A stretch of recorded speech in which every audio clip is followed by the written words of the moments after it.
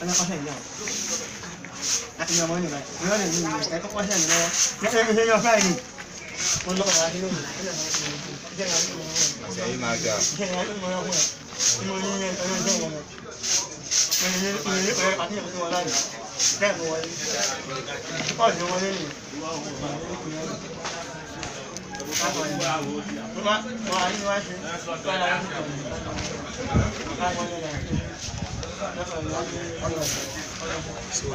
Four like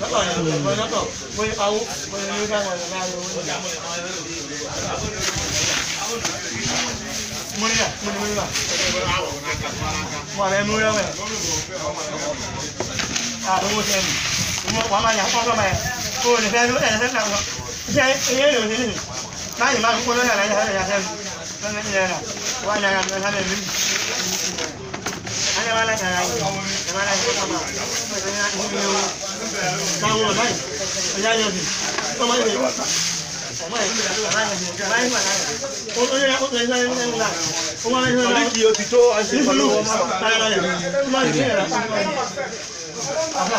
đây là this one is the one from nhưng mà hơn cái này